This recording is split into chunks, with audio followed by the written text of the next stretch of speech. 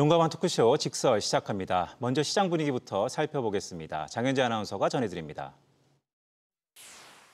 이 시각 시황입니다. 한국은행 금융통화위원회가 방금 전 기준금리를 연 2.50%로 22bp 내렸습니다. 과연 금융시장에 어떤 영향을 줄까요? 일단 국내 증시 상승세를 이어갑니다. 엔비디아 호실적의 대선 기대감까지 겹치면서 코스피 2,700을 돌파하고 있습니다. 1.28% 상승하면서 2,704포인트 가리키고 있고요. 코스닥도 0.82% 오름세로 상승폭을 점차 확대 나갑니다. 현재 734포인트에서 움직임 보여주고 있습니다.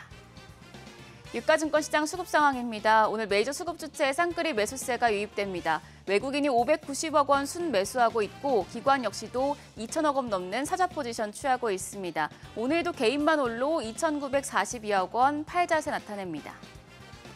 코스닥 시장입니다. 코스닥 시장에서는 개인과 기관이 사고 외국인만 팝니다. 외국인 427억 원의 매도 우위 기록하고 있고요. 반면 기관은 195억 원 순매수, 개인 역시 267억 원 매수 우위 보여집니다.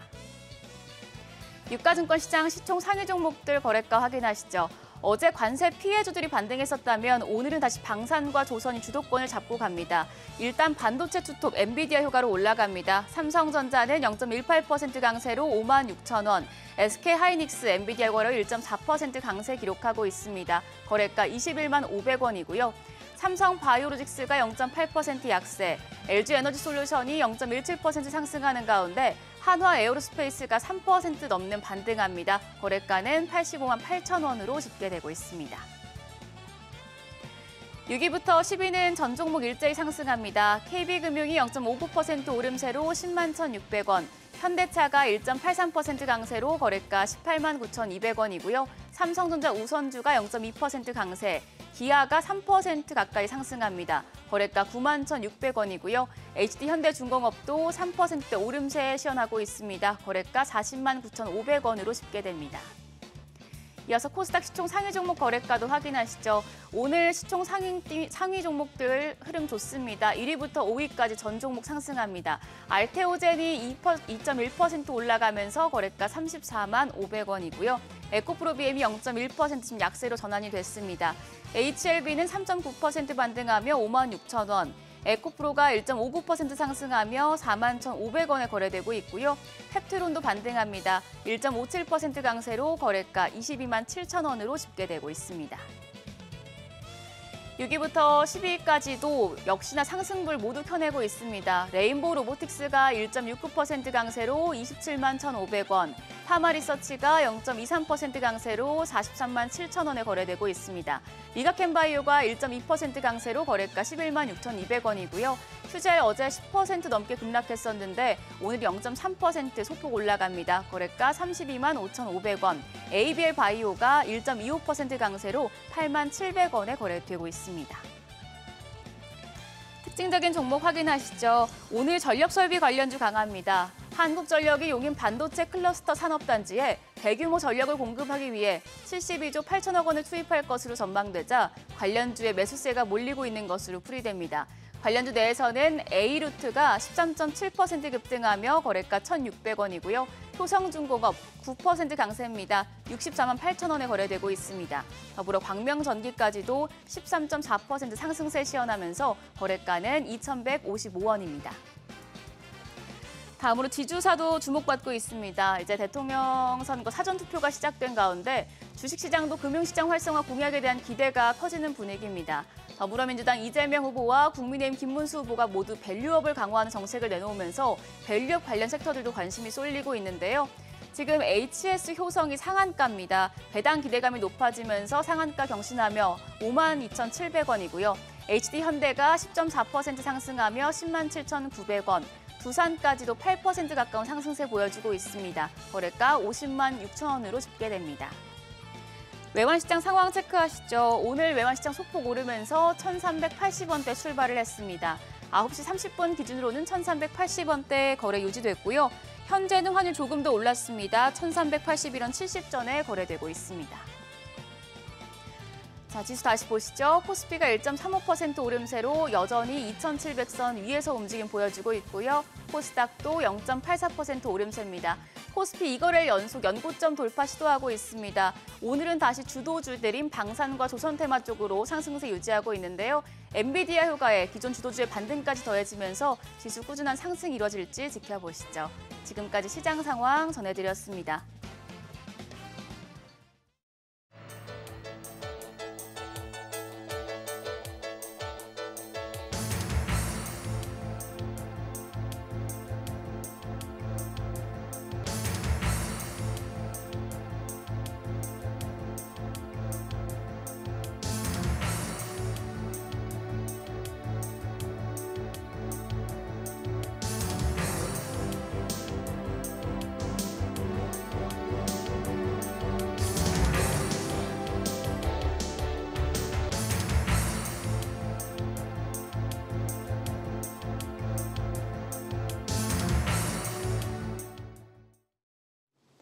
한국은행 금융통화위원회가 기준금리를 결정했습니다. 이번 결정은 갈수록 우리 경제에 대한 침체 우려가 커진 상황에서 내려졌는데요.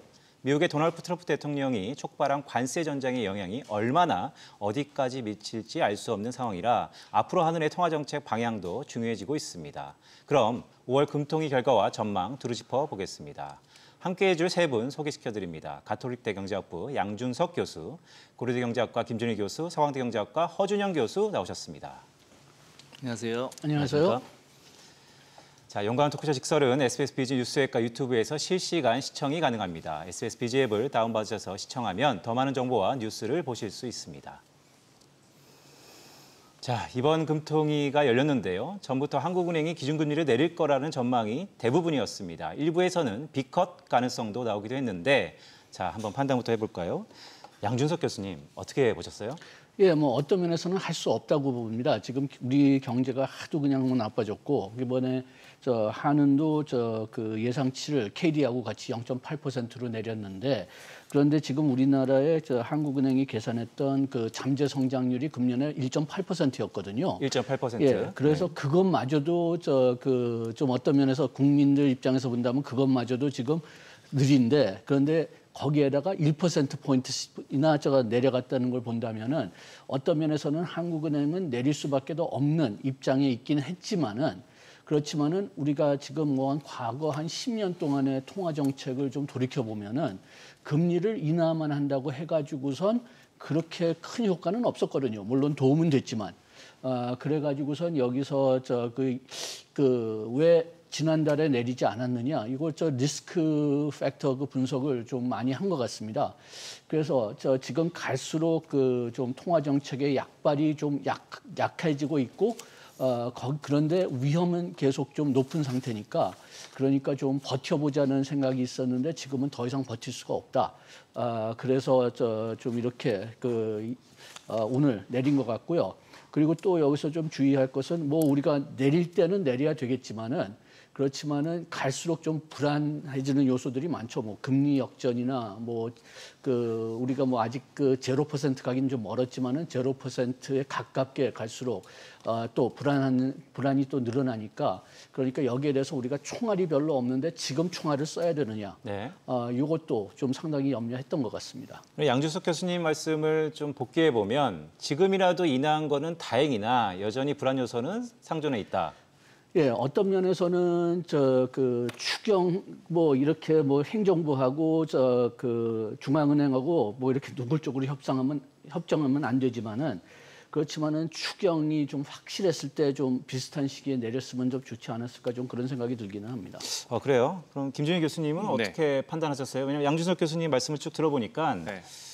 추경한 다음에 하는 게 어떻겠느냐라는 것으로 저는 좀 이해를 하는데. 네. 아까 교수님 말씀하신 대로 총알을 쓴다는 표현을 하셨는데 결국 총알을 쓸 때 미리 땡겨서 전쟁할 때 확 해서 기선을 잡는 게 좋으냐 아니면 기다렸다가 아꼈다가 정말 필요할 때 쓰는 게 좋으냐는 그 두 가지가 있는데 추경 말씀은 좀 기다렸다가 추경할 때 쓴다는 건데 기다렸다가 또 이제 잘못되면은 또 네. 초반에 쓰자는 의견도 있고 그래서 이제 그 두 가지를 가지고 고민했던 것 같습니다. 그래서 왜 그러면 2달 전에 안 내렸냐? 네. 2달 전보다 나빠졌냐? 그러니까 그때도 나빠고 지금도 비슷하게 나쁜 것 같거든요. 경기는요. 그러면 왜 미리 안 내렸냐? 아니면 지금 왜 50을 안 내냐 하는 것도 다 말씀하신 대로 그 양쪽의 위험이 비슷하다. 기다리는 위험, 그리고 또 크게 하는 위험이 비슷하니까 그러면 총알을 적당하게 그리고 다른 문제가 없으니까 한 달 반 전에 얘기한 대로 그 약속을 지키는데 무리가 없고 약속을 지켰을 때 앞으로 정책을 펴나가는 데 도움이 되니까 예, 그냥 많은 분들이 예상한 대로 네. 25bp를 내린 것이 아닌가 그렇게 생각합니다. 자, 허지영 교수님, 네. 두 분 교수님의 말씀을 좀 종합해 보면 인하는 지금 뭐 적절할 수도 있고 아니면 이견이 분분할 수 있지만 인하하더라도 앞으로 펼쳐질 하반기에 우리 경제가 좀 더 안 좋다라는 것에 방점이 모여 있는 것 같은데 어떻게 보셨어요? 우선은 이제 이전에 인하를 못했던 이유가 뭘까라고 생각해 보면 저는 명시적으로 얘기는 한국은행이 안 하지만 어쨌든 간에 환율인 것 같아요. 물론 한국은행은 환율의 레벨을 타겟을 하진 않는다고 얘기하고 한국은행은 환율의 변동성을 본다라고 얘기는 하지만 제가 보기에는 이전에는 사실 환율 부담이 좀 있었거든요. 근데 지금 환율이 어쨌든 간에 1,300원대로 내려와서 한동안 지금 횡보를 하다가 오늘 약간 오르긴 했습니다만 어쨌든 간에 예전에 1,400원대 환율에 비해선 환율 부분의 부담이 좀 덜해졌다가 저는 제일 큰 이유인 것 같고요.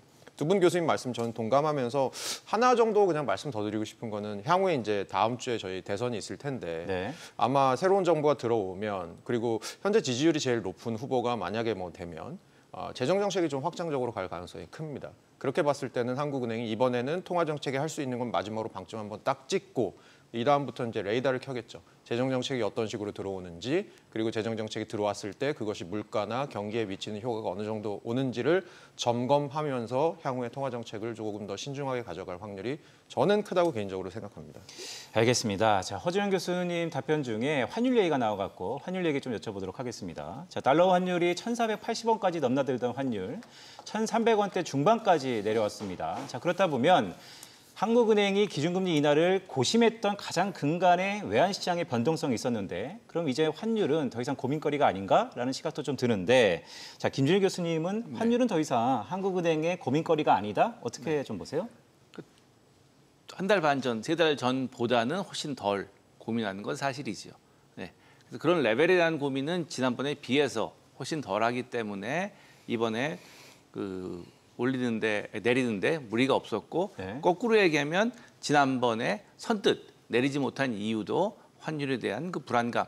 네. 그걸 레벨이냐 변동성이냐 구별하는 게 정확히는 않지만 수준이 높으니까 거기서 더 올라가면 변동성이 너무 키우니까 그것까지는 좀 힘들어서 지난번엔 선뜻 내리지 못했다라는 표현이 제일 정확한 것 같고요. 네. 이번엔 조금 더 이제 편하게 얘기한 대로 내려나갈 수 있는 대로 환율이 크게 도움을 됐죠. 네. 만약에 환율이 그렇지 않았으면 얘기한 대로 내리면 조금 불안하고 굉장히 그것보다는 그래도 조금은 마음 편하게 이번에 내릴 수 있지 않았을까 하는 생각입니다.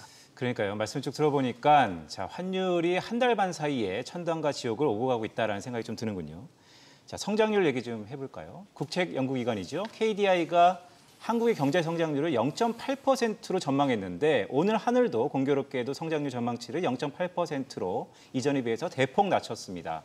자, 그런가 하면 모건 스탠리는 미국발 관세 불확실성이 다시 한번 완화된 것을 근거로 해서 올해 우리 성장률을 1%에서 1.1%로 높였어요. 자, 외국 IB들은 성장률을 높이는데 공교롭게 한국은행과 국채은행은 지금 성장률을 낮추는 이 언밸런스한 상황, 시장에서 상당히 영향력이 있을 것 같은데 양준석 교수 어떻게 보세요? 아니 뭐 여기서 뭐 1.0에서 1.1로 올라갔다는 건 그렇게 뭐 큰 변화가 아니라고 보고요. 네. 이건 어떤 면에서는 그냥 계산할 때 뭐 데이터 조금 그냥 뭐 조절한 거라고 그렇게 보는데 여기서 중요한 것은 아까 얘기했지만은 뭐 한국은행이나 뭐 OECD나 그쪽에서 계산한 것은 우리 잠재 성장률 그러니까 우리가 정상적인 상태에서 성장을 예측할 수 있는 숫자가 1.8에서 2.0 정도거든요. 그게 다 지금 1%에서 플러스 마이너스 뭐 0.2%로 줄어들었다는 게 중요하다고 생각하고요. 그렇다면 우리가 상당히 잠재 성장률보다 더 낮게 성장을 하는 셈인데 그런데 지금 여기서 조금 조절된 거는 뭐냐?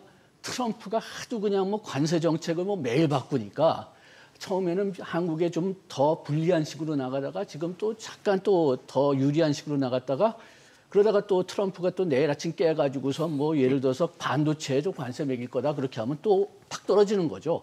그러니까 요거는 하도 그냥 뭐 미국의 관세 정책이 수시로 바뀌기 때문에 그렇기 때문에 그냥 뭐 미세 조정하는 걸로 보고요. 거기에 그 좀 더 큰 변화를 본다면 아까 얘기했지만은 지금 뭐 한 0.8% 정도에서 지금 다 중앙화되고 있는데 다른 투자은행들도 대부분 보면은 1.0% 이하로 계산하고 있거든요. 네. 그걸 본다면은 지금 그 작년 같은 경우는 그 우리나라의 대미 수출이 GDP의 한 9%입니다. 그런데 지금 그 설문조사 같은 걸 보면은 그 대미 수출이 한 5% 떨어진다고요. 그러면은 그것만 가지고도 우리나라 GDP의 한 4.5%거든요. 그렇기 때문에 죄송합니다. 0.45%. 네. 0.45%니까 지금 그 대미 수출 문제만 가지고도 우리가 그 지금 그 잠재 성장률보다 1%포인트 더 낮게 나올 거라고 했는데 거기서부터 벌써 한 0.5%포인트가 잡히는 거죠. 그 다음에 내수 침체까지 우리가 생각하고 승수 효과를 생각한다면은 뭐 1% 떨어지는 거는 뭐 충분히 예상할 수 있는 거고 오히려 더 떨어지지 않을까 좀 그런 걱정도 좀 해야 되겠죠. 그래가지고 지금 그 조금씩 좀 숫자가 바뀌어진다는 게 그렇게 중요한 것보다는 다 지금 한 0.9%, 0.8%로 집중되고 있다. 네. 이게 중요한 것 같습니다. 양지석 교수님이 한국은행이 올해 성장률을 0.8%로 낮춘 그 근거에 대해서 설명을 해주셨어요. 한국의 대미 수출이 GDP의 9% 정도인데 트럼프 관세로 인해서 한 절반 정도 삭감되니까 그걸 GDP 성장률로 따지면 약 한 0.45%포인트의 하락 요인이다. 거기다 내수도 안 좋으니까 잠재 성장률보다 이번에 1%포인트 하락한 게 즉 0.8%가 리즈너블, 즉 합리적이다라는 말씀 주셨는데 자, 허준영 교수님한테는 이렇게 좀 여쭤볼게요. 물론 맞는 말인데 여기서 시장에서 주목하는 거는요. 다들 성장률을 낮추고 있는데 모건 스탠리가 방향성을 틀었다는 것이죠. 물론 숫자는 미세 조정이 있을 수 있겠으나 방향성을 틀었다는 것이 좀 이례적일 것 같은데 그거에 대해서는 어떻게 봐야 될까요? 모건 스탠리 보고서 제가 좀 보니까 그런 얘기인 것 같아요. 결과적으로 아까 제가 말씀드린 대로 정부가 좀 부양을 할 거다. 새로운 정부가 들어오면 재정 정책이 사실은 저희 이전 정부 잘 생각해 보면 재정 건전성이라는 이름으로 어쨌든 간에 정부 지출 쪽에 허리띠를 졸라매자라는 정책이었잖아요. 그런데 이번에 새로운 정부가 들어오면 아마 재정 쪽에서 좀 적극적으로 쓸 거다. 그럼 그게 성장률을 한 0.1이나 0.2 정도 밀어올리는 부분이 분명히 있을 거다라는 건데 그런 측면에서 저는 오히려 좀 봐야 될 게 내년 성장률 어떻게 보는지가 저는 오히려 더 궁금하기도 하더라고요. 왜냐하면 재정을 썼을 때 단기적으로 저희가 성장률이 좀 올라가는 건 있지만 사실은 경제학에서 얘기하듯이 사실 프리런치 없습니다. 예, 공짜 점심은 없습니다. 그러면 그것이 분명히 시장에 뭐 국채가 너무 많이 발행돼서 생기는 부담이라던가 금리 측면에서 뭐 이런 것들이 분명히 생길 수도 있고요. 그것이 중장기적으로 뭐 내년이나 후년에 우리 경제에 어떻게 영향을 줄지 이런 것들에 대해서도 사실 감안하고 봐야 된다고 생각하는 편이거든요. 네. 그래서 올해 성장률뿐만이 아니고 뭐 내년 성장률은 또 어떻게 보는지. 네. 근데 이것들이 다 아까 양지석 교수님 말씀하신 것처럼 별 의미가 없는 게 트럼프가 어떤 정책을 내냐에 따라서 사실 성장률 뭐 0.23 왔다가 2나 0.3 왔다 갔다 하는 건 굉장히 쉽거든요. 그런 측면에서는 조금 우려스러운 부분도 있습니다. 알겠습니다. 자, 한국은행이 올해는 성장률을 0.8%로 내년도에는 기존 1.8%에서 1.6%로 0.2%포인트 낮췄다고 합니다. 자, 김준일 교수님한테는 이렇게 여쭤볼게요. 지금 두 분 교수님 말을 쭉 들어보니까 뭐 잠재 성장률도 그렇고 한국이 어쨌든 경제가 녹록치 않다. 그래서 대부분 해외 IB들이 0%대로 한국의 성장률을 보고 있다. 그런데 변수가 있다면 트럼프다. 그런데 금융시장에서는요. 네. 트럼프 관세의 공포감이 극대화됐던 시기는 지나고 있어서 그렇죠. 이 부분이 과연 변수이냐. 네. 알려진 악재는 더 이상 악재가 아니다라는 시장의 격언을 감안해 봤을 때 모건 스탠리처럼 이제는 추경도 있고 금리 인하에 대한 효과도 있으니 오히려 높여 잡아야 되는 시기가 아닌가라는 좀 더 빠른 발상일 수 있습니다. 어떻게 좀 봐야 될까요? 그러니까 시장에서 보는 방식이 그러니까 알려진 불확실성이긴 한데 이게 앞으로 어떻게 더 변할지, 그러니까 이게 그 리버레이션대로 해방의 날로 아주 굉장히 크게 아주 과대하게 쇼를 하면서 네. 아주 멋있게 발표를 했잖아요. 네. 그러고 나서 이제 또 원래는 한국을 50%를 해야 되는데 자기가 아주 디스카운트 확 해가지고 25%밖에 안 한다. 그렇게 막 얘기를 하면서 크게 했는데 그런 면에서 줄어드는 건 사실인데 얼마나 줄어들까? 그리고 줄어들인 데서 다시 그날로 돌아가진 않지만 다시 또 올라가면 어떨까 하는 그 조그만 변화지만 그 해방의 날에 비해선 네. 그래도 우리나라에 미치는 영향은 두 분 말씀하신 대로 상당히 크단 말이죠. 그런 게 여기에 다 변화가 있는 것 같고요. 그것이 얼마나 긍정적인 방향으로 될지에 대해서 그 미래 불확실성이 많이 해소됐다. 그리고 지금 서 교수님 말씀하신 한국의 재정 정책에 대한 걸 갖다가 집어넣어서 보면 조금 더 긍정적인 면이 있는 건 사실인데요. 근데 과연 관세를 지금 예상한 대로 그렇게 많이 줄여나가면서 할 것인가, 앞으로의 불확실성 없을 것인가 하면은 또 무언가 불확실성이 있으면 그 불확실성 때문에 숫자를 낮추는 경향이 있는 게 사실이고요. 그 불확실성이 얼마나 큰지 작은지에 대한 예상의 차이, 그게 일부 있을 거고, 그리고 방향성은 지금 말씀하신 대로 다음 정부의 재정 정책에 대해서 네. 뭐 어느 정부나 그렇지만 초기에는 재정 정책을 확장적으로 쓰기 마련이니까요. 그런 거에 대한 것을 아마 한국은행이나 KDI는 6월 3일 이후에 발표가 나면 그때 전망에 집어넣겠다는 생각인 것 같고요. 반대로 이제 모건 스탠리 같은 경우에는 아예 뭐 너무 당연하니까 지금 네. 집어넣자 하는 건데요. 네. 그건 연준에서도 전망을 할 때 네. 과연 재정 정책을 우리가 어떻게 받아들여야 되느냐, 그리고 지금은 좀 덜하지만 유가가 어떻게 될 것인가 하는 두 가지가 워낙 숫자를 많이 조정하거든요. 그러다 보니까 재정 정책에 대한 전망을 얼만큼 미리 받아들이느냐 하는 거에 따라서 숫자의 차이, 네. 그리고 말씀하신 방향의 차이가 조금 있는 것 같습니다. 알겠습니다. 자, 한국은행이 이례적으로 대선 전에 성장률 전망을 뭐 할 때가 됐으니까요. 하긴 했는데 내년 즉 다음 주에 어떻게든 정부가 바뀌면 정책에 대한 기대가 높아질 거고 실제 작용이 될 테니까 정만치는 다시 한번 바뀔 수 있다라는 생각도 조심스럽게 듭니다. 자, 다음 질문 볼까요? 내수 얘기해 보도록 하겠습니다. 내수 경기 침체에 이어지는 가운데 지난해 하반기부터 물가 상승률도 빠르게 둔화되고 있는데요. 그러면서 한은이 올해 물가 전망치도 수정했습니다. 참 관심이 높은 상황인데 우리 경제 1.9%로 물가는 동결했군요. 자, 우리 경제 디플레이션에 빠질 수 있다. 아니면 디플레이션이 뭐냐? 여전히 오히려 골든락스도 가능하다라는 시각도 있는데 전반적으로 어떻게 발지 한번 보도록 하겠습니다. 자, 양준석 교수님, 물가 전망치는 동일해요? 예, 지금 우리가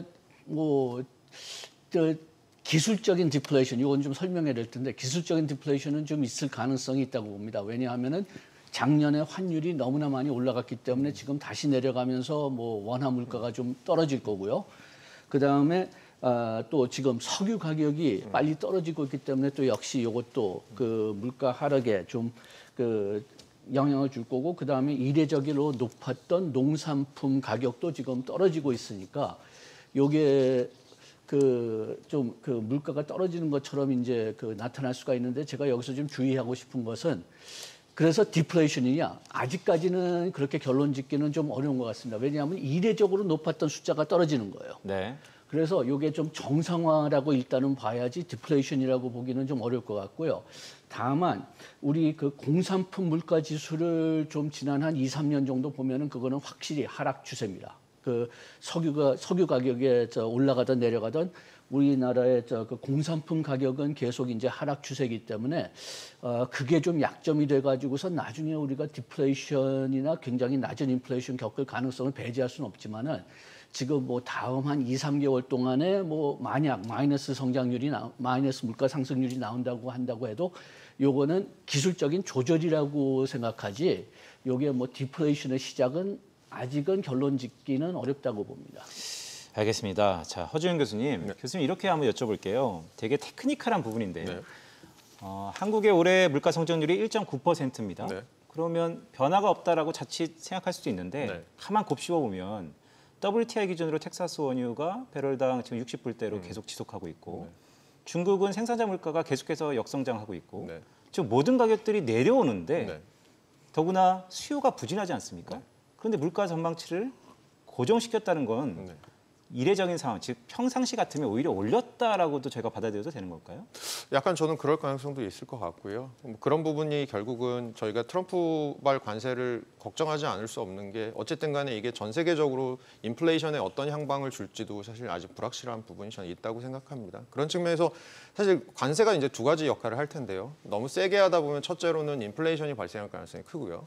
두 번째로는 어쨌든 간에 경기가 망가질 가능성이 큰데 그 둘 중에 하나 혹은 둘 다가 벌어질 가능성이 큰데요. 미국의 기준으로 그렇죠. 근데 이제 우리나라 같은 경우도 사실 이렇게 관세라는 것들을 통해서 사실 이게 미국의 관세로 끝나는 것이 아니고 어떻게 보면 글로벌 공급망이 약간 미국 중심으로 재편되는 과정으로 이제 넘어가는 게 그게 궁극적으로 관세를 하고 싶은 이유이잖아요. 그렇게 하다 보면 전반적으로 물가 상승 압력이 좀 있을 수도 있는 부분은 저는 있다고 생각합니다.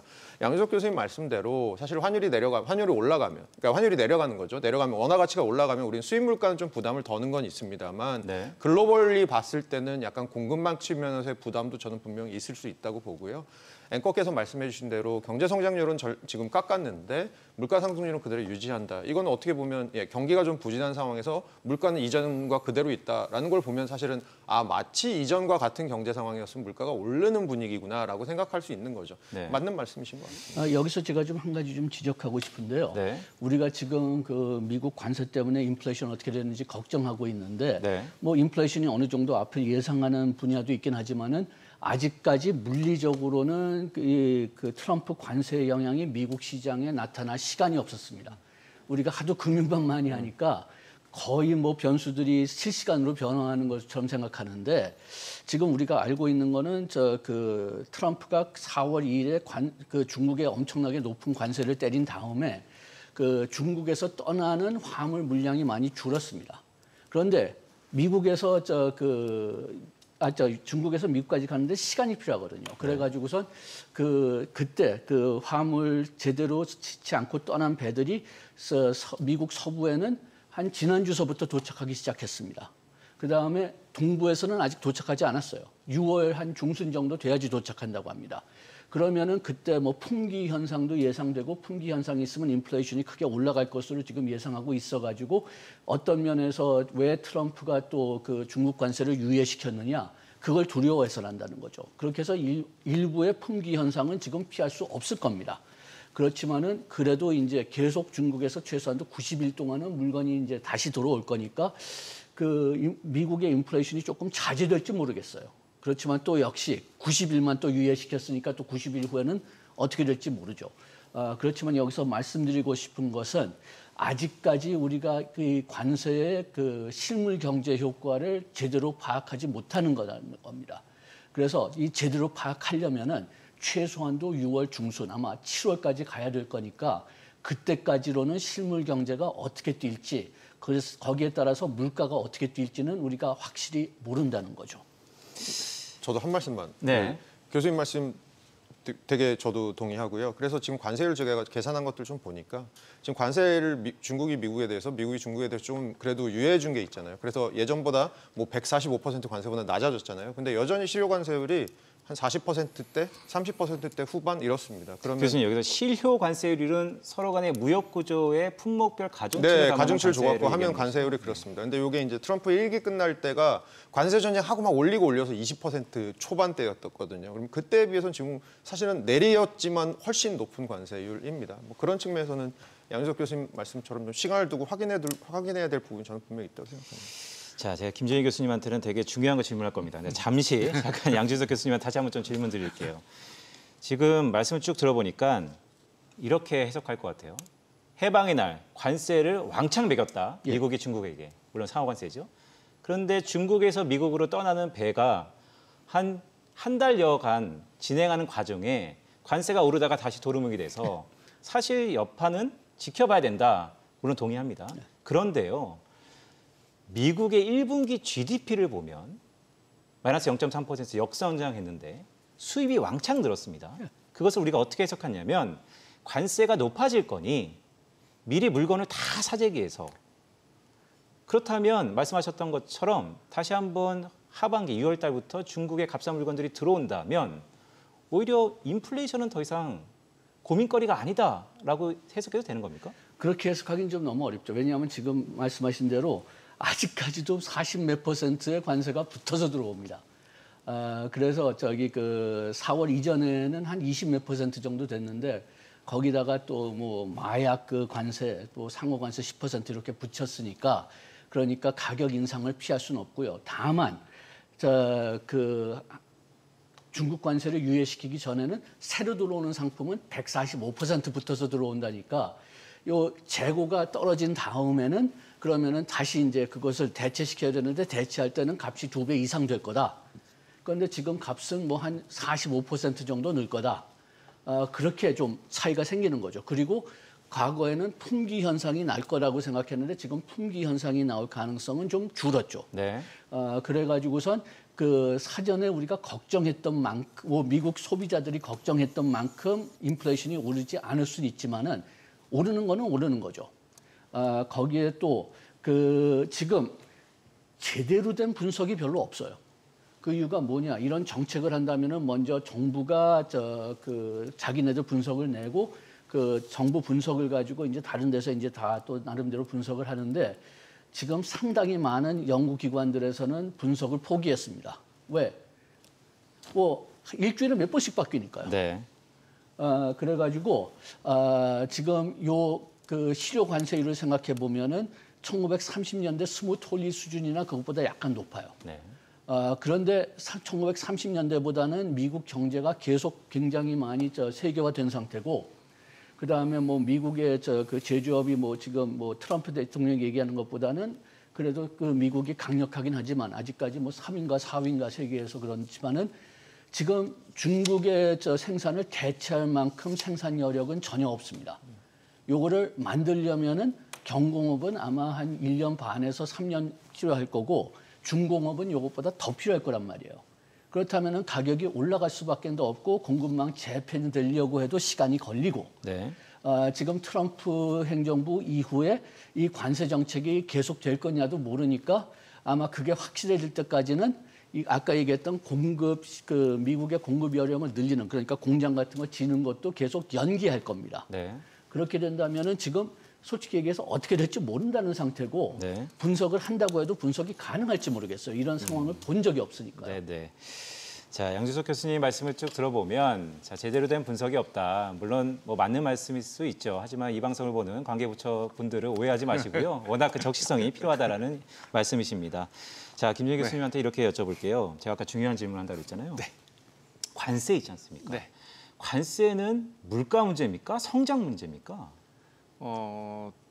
둘 다인데요. 그게 정치적으로 트럼프는 성장의 문제로 접근을 하고요. 그래서 미국의 아메리카 그레이트 어게인으로 하는데 네. 그러면 그에게 물가는 부수적인 거죠. 의도치 않은 것이고요. 네. 그러나 경제학자들이 보기에 아까 제대로 된 분석이 없다고 하셨는데 경제학자들이 보기엔 둘 다 당연히 일어나는 것인데 그렇지만 뭐 저희 나라도 대선 국면이지만 정치인들은 그런 것을 동시에 얘기하는 것보다는 그 중에 하나를 골라서 더 메시지가 강한 거 그리고 뭐 정치인들이 생각하기엔 더 중요한 거고요. 네. 그리고 외부인이 보기에는 본인에게 유리한 거죠. 네. 그게 같으면 다행이고 그런 식으로 정치인들이 이야기를 하기 때문에 그 화법에 국민들의 여론은 따라가기 마련입니다.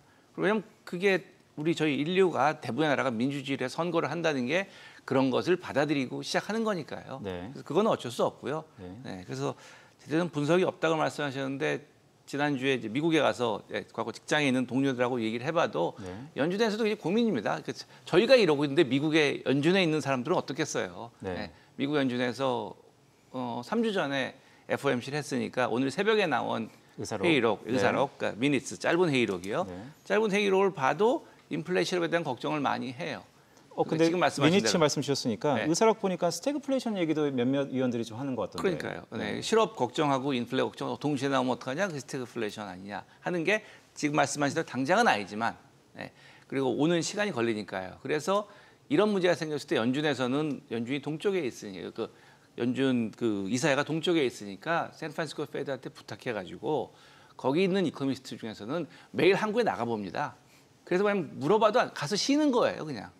그래서 얼마나 되고 있는지 실제로. 네. 그 정도로 민감한 이슈입니다. 예, 제가 좀 그 아까 지금 성장하고 물가 문제라고 말씀하셨는데 그 두 가지 다라고 말씀하셨잖아요. 네. 지금 이 트럼프 정책이 경제 성장, 물가에서 좀 양쪽으로 지금 좀 그 문제가 있는 점을 본다면은 거의 모든 품목의 관세를 10% 이상 때렸잖아요. 그 모든 국가 모든 품목에. 그렇게 되니까 미국 그 기업들이 필요한 원자재들, 중간재들한테도 10% 관세를 때린 셈이 됩니다. 요거는 경제 성장을 떨어뜨리고 또 동시에 물가를 올려요. 그래서 스태그플레이션을 발생시킬 수 있는 하나의 정책으로 볼 수가 있죠. 만약 트럼프가 진짜 경제 안보, 그 공급망의 뭐 어떤 안보, 그리고 경제 성장을 생각한다면은 그러면은 뭐 요게 WTO에서는 뭐 문제가 있지만은 그렇지만은 완제품에는 그 관세를 때리고 중간재나 원자재는 관세를 때리지 말았어야 됐었죠. 그런데 그렇게 하지 않았단 말이에요. 그래가지고선 그 지금 이 그 관세 정책의 뭐 목적이나 뭐 분석이나 이런 게 상당히 어려워지는 문제 중에 하나가 뭐냐 하면은 지금 트럼프의 그 어떤 이 관세 정책을 통한 궁극적인 목적이 뭐냐? 이것도 지금 좀 불확실한 면이 많습니다. 왜 이렇게 그냥 모든 품목에 관세를 때렸느냐? 이걸 해석하기 위해서 재정 적자를 줄이기 위해서다. 세금을 올리려고 하는데 미국 그 국민들이 세금을 제대로 인상하는 건 뭐 그 싫어하니까 관세는 세금이 아니다라는 그런 인상을 줘가지고선 실질적으로는 세금이 올렸다고 해석하는 사람들도 꽤 많거든요. 네. 그래서 아까 얘기했지만 제대로 된 분석이 없다고 그랬는데 그 분석이 없는 이유 중에 하나가 뭐냐 하면은 이게 궁극적인 목적이 뭐냐. 네. 한 지금 말이 나오는 건 최소한도 한 7가지, 8가지 있습니다. 네. 그 중에서 그 목적을 좀 그래도 뭐 여기에 우선순위를 어디에 둔다는 걸 알아야지 좀 우리가 좀 계산할 수 있는데 그것마저도 모르니까요. 알겠습니다. 자, 양준석 교수님 말씀을 쭉 복귀해 보면 트럼프는 관세를 결국 세금으로 해석을 하셨는데 세금은 미국 국민들이 내는 거니까요. 사실 트럼프가 미국 국민들한테 그럼 세금을 왕창 걷는 것인데 그게 과연 미국 경제한테는 좋을지 한번 지켜볼 필요가 있어 보입니다. 자, 하는 얘기 마저 하죠. 하는의 다음 스텝도 관심이 큽니다. 다음 금통위는 7월에 열리는데요. 다음 금리 인하 시점은 언제가 될지, 그러니까 연속해서 할 것이냐 아니면 잠시 쉬었다 할 것이냐 허주영 교수님한테 좀 여쭤봐야 될 것 같습니다. 성장률 이렇게 바뀌었고 물가는 고수했고 내년 성장률은 또 낮췄고 뭐 총재 이제 발언을 봐야 되겠지만 그 전에 연속해서 인하할까요? 어떻게 보세요? 결론부터 말씀드리면 연속해서 인하 안 할 것 같고요, 저는. 그리고 가장 큰 이유는 오히려 저는 삼중의 불확실성이라고 생각합니다. 뭐냐면 첫 번째 불확실성은 이제 새로운 정부가 들어와서 펼친 이제 경제 정책들을 좀 결과 혹은 그 정책들의 효과를 확인할 시간이 좀 필요할 것 같고요. 뭐 그 당시에는 이제 7월 되면 6월에 대선이니까 7월에 막 경제 정책들이 새로운 게 나온다기보다는 집행된다기보다는 새로운 경제 정책들이 조금씩 알려지고 우리가 추경에 대해서 추가적으로 뭐 할 건지 말 건지에 대한 얘기를 아마 하고 있을 것 같고요.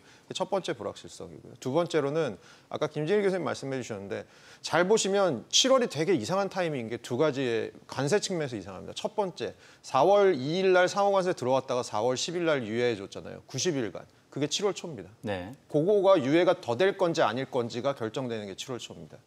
세 번째, 중국에 대해서 관세를 일시적으로 낮춰줬잖아요. 미국도 중국에 대해서, 중국도 미국에 대해서. 그게 이제 5월 12일입니다. 그럼 그것도 3개월이거든요. 그럼 그거는 8월에 나옵니다. 그것에 대해서도 중국과 미국 사이에 어떤 협상들이 이루어지는지에 대해서 아직까지도 우리가 잘 모르고 있을 시점이 7월입니다. 그렇게 봤을 때는 하느니 관세 때문에도 조금 불확실성이 있다고 생각할 것 같고 국내적으로도 정책의 불확실성이 좀 있을 것 같고 그래서 숫자가 아주 지금과 같은 패턴에서 심하게 튀지 않는 한 뭐 인플레이션이 튄다거나 저는 뭐 그럴 확률은 낮다고 생각합니다. 뭐 그렇게 됐을 때는 한국은행이 안 움직이는 방향으로 선택하지 않을까라고 보고 있습니다. 말씀을 쭉 들어보니까 빨려드네요. 그럴 것 같아요. 근데 김진일 교수님은 네. 어떻게 생각하세요? 네, 저도 사실 한국은행이 과거에는 금통위를 12번 했습니다. 1년에 한 번씩, 네. 매달 한 번씩이요. 그러다가 몇 년 전부터 8번으로 바꿔서 한 쿼터에 2번씩 하는 방식으로 바뀐 거죠. 그러면서 또 같이 한 게 전망을 2번 중에 뒤에 쪽에서 이번에 전망 발표하죠. 7월에 안 하고요. 8월에 합니다. 물론 1월처럼 특별한 일이 있으면 완전히 전망은 하지 않지만 그래도 총재께서 숫자를 얘기할 정도로는 이제 만들어 오거든요. 그 얘기를 아무렇게 할 수는 없고 모형을 다시 한번 해봐서 앞뒤를 맞춰가면서 약간의 확신이 일어서 그때 1.7, 1.8 뭐 얘기 나온 거에서 1.5 내려간다 뭐 그런 얘기 나왔었잖아요. 그런 거 보면 아마 전망을 다시 하는 8월에 지금 말씀하신 대로 몇 가지 불확실성을 보고, 왜냐하면 얘기를 한 다음에 금방 물론 우리 때문이 아니라 트럼프 때문이라고 하지만 그래도 그런 일이 있을지 모르는 걸 알았을 때 괜히 바꾸고 또 바꾸고, 그거는 정책면 좋지도 않고요. 그냥 쉽게 그냥 모양이 좀 빠지잖아요. 네. 그러니까 그러면 말로 일단 컨트롤을 하고 기다리고 쿼터의 후반에 있는 8월에 전망 바꿔가면서 얘기하는 게, 그게 그냥 모양도 좋을 뿐만 아니라 중장기적으로 한국은행이 뭐 이번 한 번만 하고 마는 게 아니라 네. 앞으로 영원히 특별한 일이 없는 이상 영원히 통화 정책을 펴 나갈 텐데, 계속적으로 국민들과 소통해 나가는 데 있어서 그런 방식으로 약간 좀 부드럽게 정상적으로 소통을 하는 게 당장 7월에 뭘 하고 싶은 걸 못 하더라도 미래에 더 큰 도움이 된다고 생각을 하고요. 그런 면에서 중앙은행의 독립성을 줘서 행정부 혹은 뭐 여당, 야당이 하나하나 가지고 많이 비판하지 못하게 막아놓는 것도 그런 이유라고 생각을 합니다. 알겠습니다. 두 교수님 생각을 쭉 복귀해 보면 일단 7월은 쉰다. 네. 양 교수님 어떻게 생각하세요? 뭐 저도 7월에 쉰다고 생각합니다. 그 궁극적인 이유는 지금 다 말씀하신 것도 동의하고요. 그다음에 또 부동산 시장 어떻게 될지 아마 확실히 볼 겁니다. 지금 그 서울시에서 금년 상반기에 한 번 실수했고 또 정부도 한 번 실수했고 그 다음에는 이게 좀 계속 올라가고 있으니까 서울 부동산 가격이, 그러니까 그것도 지금 어떻게 될지, 지금 금리를 내린다고 해도 이 돈이 다 부동산 쪽으로 간다면은 그러면은 소용이 없을 뿐만이 아니라 오히려 더 햅니다. 그렇다면 차라리 올리지 않는 게 더 낫다고 결론 질 수도 있어요. 그 다음에 또 연준이 어떻게 할지 좀 감을 잡아야 되는데 지금 연준 자체도 지금 어떻게 될지 모르니까 물론 저 말씀하신 대로 경제가 갑자기 폭락된다. 그렇다면은 뭐 할 수 없이 아까 얘기했던 총알을 쓸 거지만은 그런 비상 상황이 없으면은 총알 숫자가 제한돼 있고 연준이 금리를 내리면은 총알이 그래도 한두 개 더 생깁니다. 그렇지만은 그러려면은 연준이 금년에 어떻게 될지 좀 감을 잡아야 되니까 연준을 기다리는 거죠. 부동산 말씀하셨는데 7월 1일 날 DSR 네. 바뀌고 나면 그것도 좀 보는 게 그러니까요. 필요하겠죠. 맞습니다. 7월부터 시작되는 스트레스 DSR을 앞두고 가계부채가 보름 사이에 3조 원 넘게 급증한 것으로 나타났는데요. 글쎄 이번 대선 후보들을 쭉 보니 초당적으로 부동산 정책 공약이 조금은 달라진 것 같습니다. 가계부채와 부동산 시장 과열, 우리는 어떤 영향이 있을지 뭐 영향이 크겠죠. 근데 일단 허준영 교수님, 어쨌든 초당적으로 부동산에 대해서는 가격은 컨트롤이 좀 어렵지 않는가로 가닥이 잡혀지는 것 같아요. 근데 이렇게 금리를 내렸지 않습니까? 물론 우리의 전망대로라면 7월 달에 쉬고 8월 달에 다시 한번 하겠지만 그 사이에 어떻게 좀 바뀔까요? 그러니까 앵커께서 말씀해 주신 대로 어느 정도의 교훈은 이전 정부나 그 전 정부로부터 저는 얻은 게 좀 있다고 보고 있기를 바라고요. 그래서 사실은 지금 제가 오기 전에 좀 궁금해서 보니까 강남은 조금씩 계속 오르더라고요. 이게 보니까 토지거래 허가제를 다시 묶어도 학습 효과가 저는 생긴 것 같아요.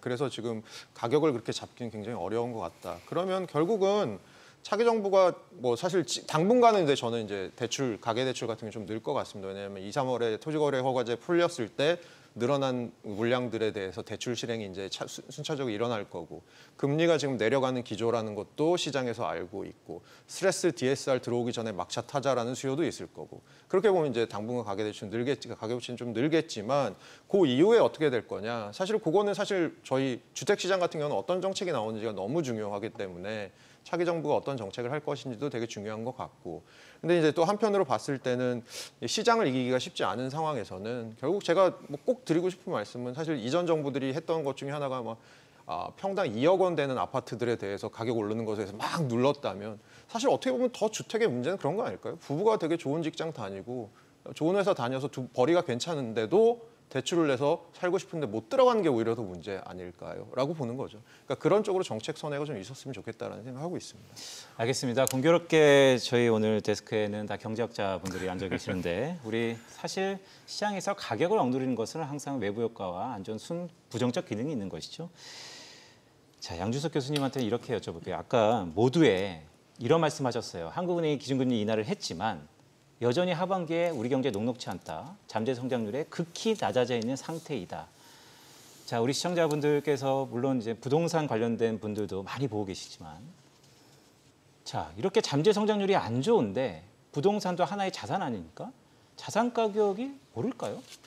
자산 가격 지금 저 불안한 때는 사람들이 안전 자산으로 튀게 되죠. 그런데 문제가 뭐냐? 우리나라에서 안전 자산을 얘기한다면 지금 부동산이라는 인식이 너무 강합니다.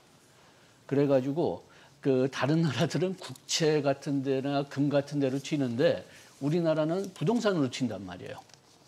그래가지고선 부동산 가격이 만약 불안하면은 더 올라갈 가능성이 많고, 그 아까 얘기했던 돈을 푼다면은 그러면은 또 이쪽에 가는 가능성을 뭐 규제 같은 게 심해져도 그 가능성을 무시할 수가 없고요. 그런데 제가 요거 하나는 좀 말씀드리고 싶은데, 지금 아까 가계부채를 말씀하셨는데 경기가 침체되면은 어떤 면에서 가계부채가 오를 수밖에 없습니다.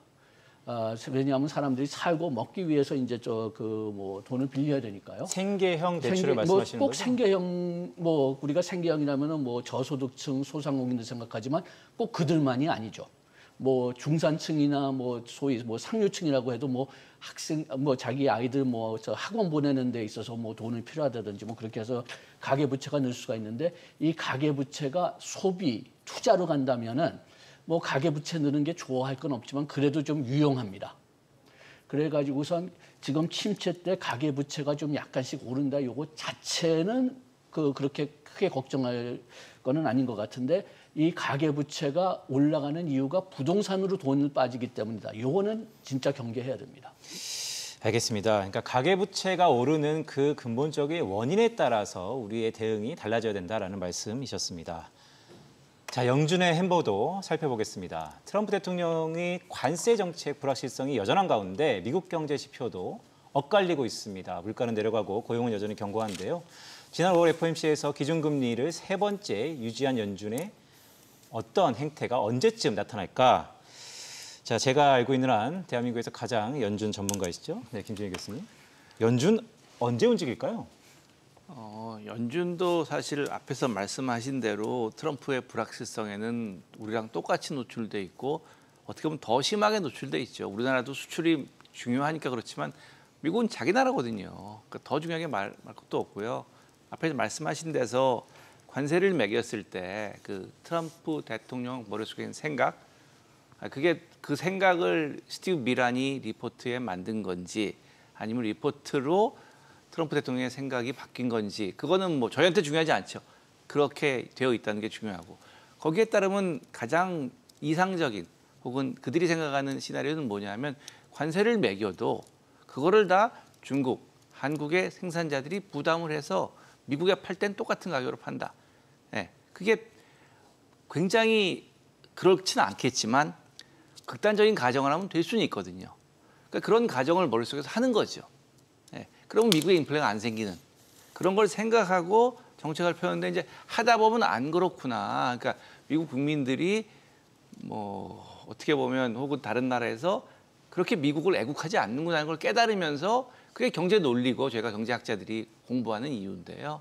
그런 것을 성립하지 않는 것을 막 가정하고 하니까 연준에서는 아까 그 양준석 교수님 말씀하실 때 이 모형 제대로 분석이 없다고 그러는데, 연준에서도 모형이라는 게 있을 수가 없는 게 관세를 이렇게 바꿔본 적이 없잖아요.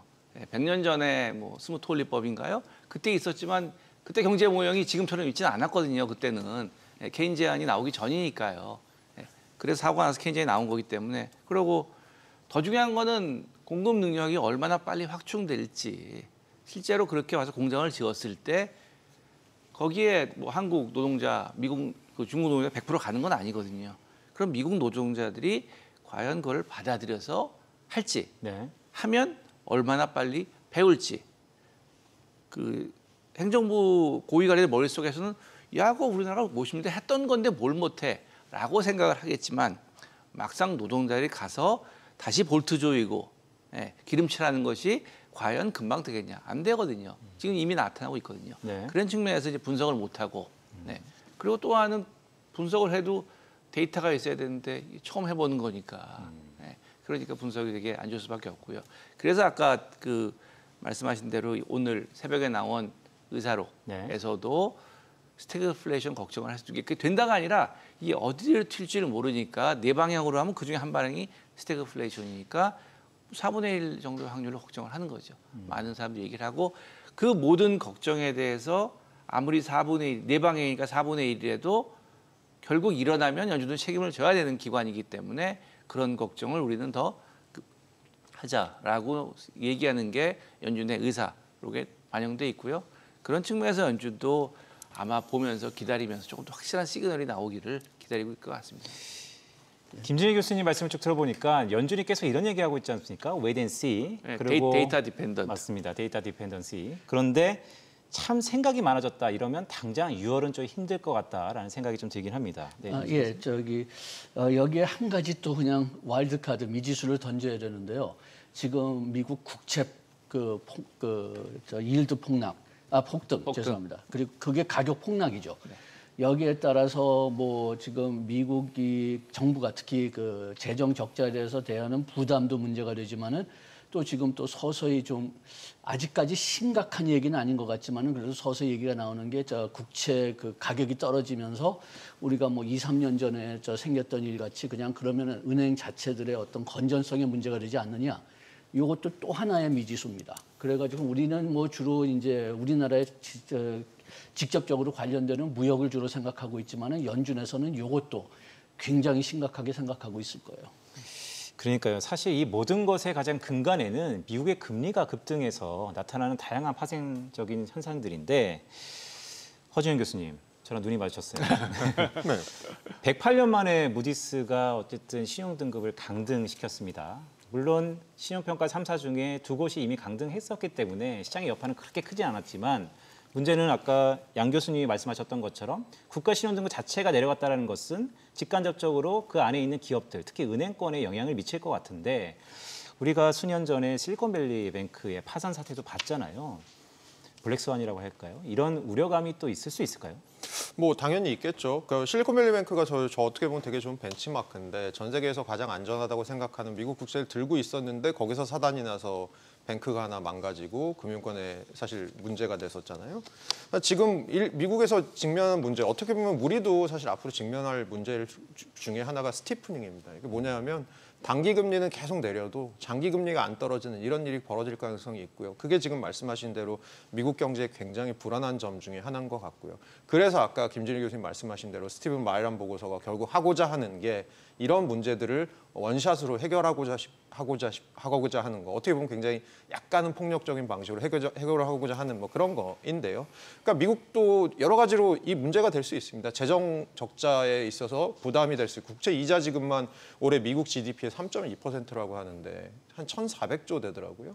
우리나라 1년 GDP가 한 2,500조가 좀 안 되니까 우리나라 GDP의 절반 이상을 미국은 국채 이자 갚는 데만 지금 쓰고 있는 상황인데 거기에도 부담이 될 거고 그다음에 말씀하신 대로 전반적으로 지금 사실 페더럴 펀드 레이트를 아무리 내려도 장기 금리가 안 떨어지면 결국은 경제 주체들이 다 벤치마크로 쓰고 있는 금리가 장기 금리니까 결국은 미국 경제에 있어서도 조금 활기가 도는데 제한이 될 거고 이런 거 봤을 때는 파이낸셜 마켓, 실물 다 지금 문제가 될 수 있는 부분이 있어서 분명히 미국 정부에서 이거 어떻게 신경 쓰고 싶어 할 것 같은데 그게 이제 좀 그렇게 원샷으로 폭력적인 방식이 아니기를 전 바라는 거죠. 그냥. 알겠습니다. 시간이 많이 지나긴 했지만 좀 중요한 것 같아서 이거 다시 한번 여쭤보겠습니다. 김진일 교수님한테 한번 여쭤볼까요? 분기 말마다 연준은 다플랫, 점도표를 발표합니다. 네. 그리고 장기 전망치를 발표하잖아요. 네. 우리 흔히 5년 이후의 전망, 네. 장기 전망치, 롱글러 런 네. 이것을 금융시장에서는 영국의 파이널 금리다라고 네. 생각하는 것이 대부분인데 네. 한 1년 넘게 계속 오르고 있습니다. 네. 그렇다면 지금 장기 금리도 오르고 있고 네. 자칫 연준이 금리를 내려봤자 네. 내리는 폭이 점점 좁아지니 네. 이 효과는 없을 것이다. 그렇다면 연준이 아무것도 안 하는 게 된다. 이런 해석도 있는데 어떻게 생각하세요? 네, 맞습니다. 왜냐하면 결국 그 연준 위원들이 보통 5년 이상 대충 굳이 숫자를 찍는다면 7년 정도. 네. 왜냐하면 과거의 경험을 보면 7년이 지나면 지금 있었던 이런 문제들은 다 없어지고 물론 새로운 문제는 나오겠지만 충분히 긴 시간이라도 7년 후에 그 금리가 얼마일 거라고 생각을 하느냐라고 물어봐서 그걸 이제 19명이 점을 찍는 게 말씀하신 롱거런 오른쪽에 제일 끝에 있는 그런 숫자인데요. 그게 약간 올라가는 게 최근에 보이고요. 네. 그게 꽤 오래 내려오다가 네. 조금 올라오는데 그 올라간 이유는 여러 가지가 있을 수 있습니다. 경제가 좋아서 성장 때문에 올라갈 수도 있고요. 또 아니라 경제에 대한 불안감 때문에 올라갈 수도 있습니다. 네. 어느 쪽으로 보세요? 요즘은 아주 최근은 불안감인 것 같고요. 그리고 지난 그 한 몇 년 전에 내려가던 게 좀 주춤한 거, 그거는 성장, AI에 대한 기대감 그런 것들이 있는 것 같습니다. 그래서 그 두 가지 때문에 이제 올라가고 있어서 그 얘기는 지금 미국이 4.5%인데 앞으로 내려갈 여지가 점점 주는 거죠. 네. 하단이 올라오니까요. 네. 그러다 보면은 미래에 미국의 통화 정책에 따른 그 확장적인 것이 더 적을 테고요. 그게 미국에도 부담이고 다른 나라들은 진짜로 더 부담이고요. 네. 그런 부담이 오는 것이 틀림없고요. 그것도 감안해서 뭐 한국은행에서도 그걸 충분히 다 고려하고 있는 것으로 알고 있습니다. 알겠습니다. 자, 양준석 교수님한테는 이렇게 좀 여쭤볼게요. 지금 되게 중요한 얘기인 것 같아요. 왜냐하면 결국 연준이 금리를 내려봤자 이미 금융시장에서는 그 폭이 예전만큼 크지 않을 것이다라는 게 컨센서스로 자리 잡고 있습니다. 공교롭게 달러가 약세에 전환됐어요. 뭐 그 가운데 여러 가지 일이 있었죠.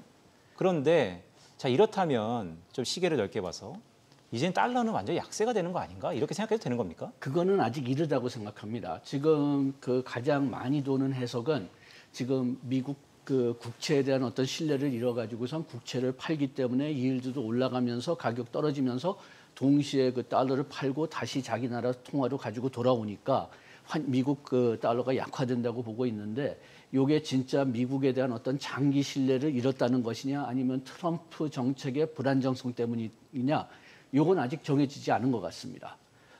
지금 이렇게 지금 그 아까 얘기했던 거 무디스 그 신용 등급 그 하강 같은 거 그런 문제를 본다면은 첫째는 그 지금 미국 현재 그 국채 수준이 너무 높다. 그런데 이건 다 알고 있었던 숫자예요. 그런데 바이든 정부 때나 트럼프 초기에는 그렇게 문제가 되지 않았습니다. 그만큼 미국 정책에서 정책에 대한 신뢰성이 좀 있었다는 건데 지금 그게 흔들렸다는 거죠. 트럼프 정책 때문에 흔들린 면도 있고 그다음에 또 지금 공화당이 준비하고 있는 새 예산에서 재정 적자가 훨씬 더 늘어날 거라고 생각하기 때문에 나오는 그런 불안정성도 있고요. 그렇다면은 아직까지는 지금 뭐 단기적 또는 중기적 추세라고 하지만 이게 장기적 추세냐 그걸 보기는 좀 이런 것 같지만은 뭐 당분간은 뭐 트럼프가 계속 정치적 불안정성 계속한다면은 이런 추세는 계속 될 거고요.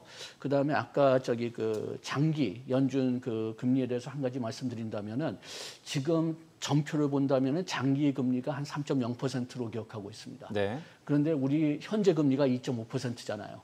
그러면 우리가 언젠가는 금리를 미국이 내리지 않아도 미국이 올리거나 내리지 않아도 우리는 올려야 됩니다. 그런데 지금 우리나라의 그 경제 그 체질이 도저히 그렇게 용납하지 않고 있어요. 그러면 우리가 영원히 금리 역전을 가져갈 거냐? 네. 이것도 진짜 생각할 때가 됐습니다. 알겠습니다. 자, 저희가 뭐 청문회는 아니지만 시간이 별로 없어서 그래도 양준영 교수님한테 제가 즉답을 좀 한번 말씀드릴게요. 네. 되게 짧게. 네. 달러 약세입니까? 아니면 아직 좀 빠릅니까? 아니 저는 당분간은 약세일 것 같고요. 뭐 그런데 이게 얼마나 지속될 수 있을지 저희 85년 플라자 합의 생각하지만 그때랑 지금 그때에 비해서 지금 외환시장이 훨씬 커졌고 경제 규모도 전 세계에 커졌기 때문에 특정한 국가를 타겟으로 그렇게 하는 정책은 오래 못 갈 것 같습니다. 적어도 올해 뭐 말까지는 내려가는 흐름이겠지만 아주 급격한 흐름은 아닐 것 같습니다. 알겠습니다. 자, 저희가 참신하게 준비했는데 늘 시간이 없죠.